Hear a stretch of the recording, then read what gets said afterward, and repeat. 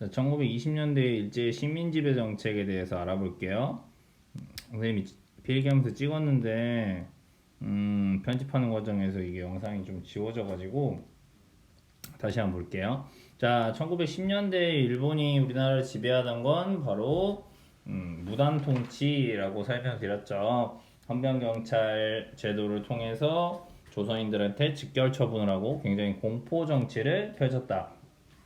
그 다음 경제적으로는 토지 조사 사업을 통해서 조선인들의 토지들을 굉장히 빼앗아가는 그런 정책들을 펼쳤다. 자, 일본이 결국 1920년대에 식민 지배 정책을 무단 통치에서 문화 통치로 바꾸게 되는 결정적인 계기는 바로 우리가 잘 알고 있는 1919년에 있었던 이 3.1 운동이 계기가 되는 것이에요. 바로 고종이 사망하게 되면서 고종의 장례식을 기준으로 해서 3.1 운동이 이제 벌어졌다.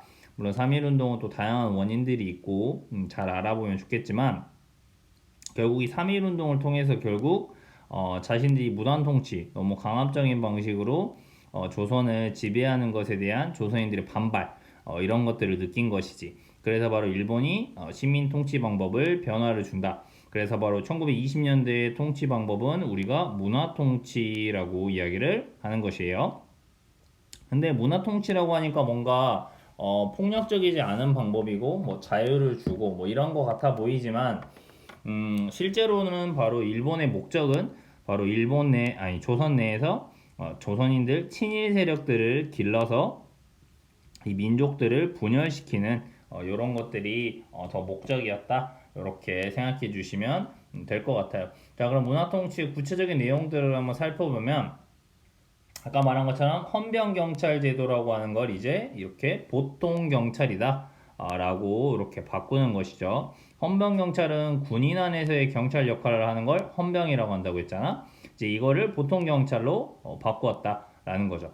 그래서 일제시대는 이 경찰을 순사라고 불렀는데 이런 이야기가 있지. 어렸을 때 아이가 할머니 말도 안 듣고 막 계속 울어. 그러면 할머니가 달래고 달래다가 이제 나중에 저기 순사 온다 이러면 아이가 울다가 울음을 뚝 그쳤다. 뭐 이런 이야기가 있을 정도로 굉장히 이 일제 식민지하에서의 순사는 굉장히 무서운 역할이었다. 우리 조선인들을 굉장히 탄압하고 공포스러운 존재였다. 이런 걸 보여주는 이야기라고 생각해요. 자, 어쨌든 이렇게 해서 경찰들, 보통 경찰 제도로 바꿨지만 실제로는 경찰의 그런 인력이나 사람의 숫자라든지 장비 뭐 이런 것들을 훨씬 늘리면서 조선인들을 철저히 어떻게 보면 더 감시하고 이런 역할로 사용했다라는 거죠. 그러니까 헌병경찰 제도를 폐지한다고 해서 조선인의 자유를 보장하는 게 아니라 오히려 경찰의 숫자를 늘리면서 조선인들을 더 감시하고 독립운동가들을 탄압하는 데 사용했다. 그 다음에 결국 이런 치안유지법이라고 하는 걸 만들어서 바로 일본 내에서의 그런 사회주의, 공산주의자들이죠. 뭐 아니면 일본 정부를 반대하는 이런 운동을 하는 사람들을 탄압하기 위한 치안유지법을 한국에도 적용해서 이 치안유지라는 목적으로 독립운동가들을 탄압하는데 적극 활용했다라는 것을 생각해 보시면 되겠어요. 그러니까 결국 이게 헌병경찰 제도를 보통경찰로 바꾼다는 게 조선인들을 위하는 게 아니라 오히려 조선인들을 더 철저히 감시하고 탄압하기 위한 것이었다. 이렇게 봐주시면 되겠네요. 그 다음에 자, 원래 1910년대부터는 언론이나 기본권을 굉장히 제한하고 있었잖아요. 근데 이때부터는 1920년대부터 한국인들, 조선인들이 신문사를 만드는 언론을 허용합니다. 하지만 이 허용도 전체적인 자유를 보장하는 게 아니라 바로 일본인 그런 것들의 허가를 받아야만 했다. 그래서 이때 만들어진 신문이 지금도 남아있는 뭐 조선일보나 동아일보와 같은 이런 민족 신문들이 만들어집니다. 하지만 방금 말한 것처럼 일본인의 허가가 있어야 된다. 그래서 미리 그 신문을 일본인이 읽어보는 것들을 검열. 그래서 자신들의 입맛에 맞지 않은 내용이면 삭제를 해버리는 것이지 그 내용은 실을 수 없게 이렇게 삭제를 해버린다. 그 다음에 정가는 만약에 일본을 비판하거나 이런 내용이 있으면 신문을 며칠간 내지 못하게 하는 이런 언론을 어쨌든 완벽한 자유를 보장한 것은 아니었다. 이렇게 봐주시면 되겠어요. 자, 설명이 좀 빠르면 멈춰놓고 필기하면서 보시면 될 것 같고요. 그 다음에 계속 무관이라는 거는 조선 총독부의 총독은 군인들만이 총독을 할 수 있게 되어 있었다. 그래서 아까 말한 것처럼 이런 헌법 경찰 통치를 했다는 얘기지. 그러니까 군인 출신을 조선 총독부의 총독으로 임명했다는 건 굉장히 조선인들을 강한 방법으로, 그러니까 군인이 정치를 한다고 생각해 보세요. 굉장히 강한 방법을 쓰겠죠. 무력적인 방법. 그래서 3.1운동도 굉장히 잔인한 방법으로 탄압하지 않았어요?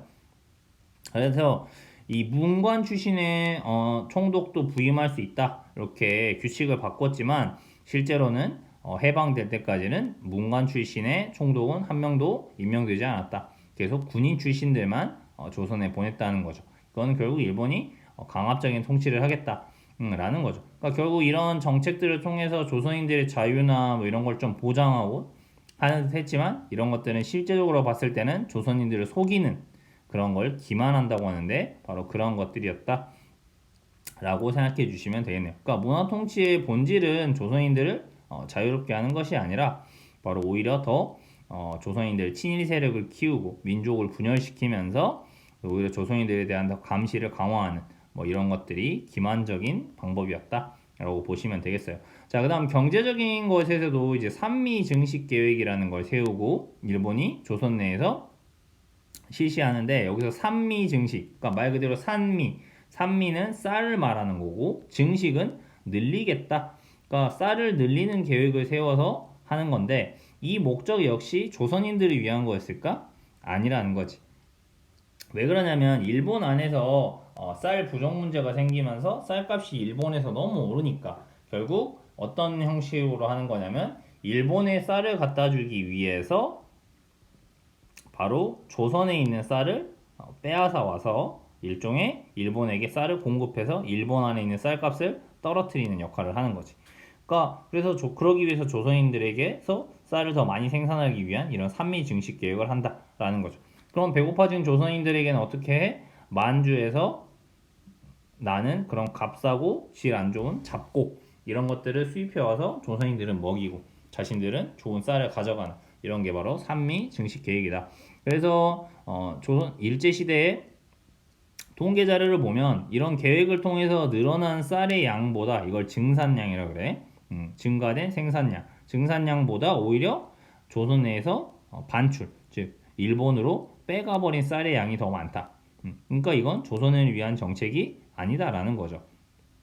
그래서 산미증식 계획을 하기 위해서 개간, 그러니까 농사 지을 수 없는 땅도 좀 농사 지을 수 있게 하는 걸 개간이라고 그러고 비료, 더 많은 생산량 늘리기 위해서 비료 줘야겠죠? 그 다음 더 생산량 높은 종자, 그 다음에 뭐 수리시설이라는 뭐 댐을 만들거나 저수지를 만들거나 뭐 이런 것들을 만드는 비용 같은 것들을 전부 농민들한테 전가시켰다. 그러니까 조선인들을 위한 정책이 아니라는 거죠.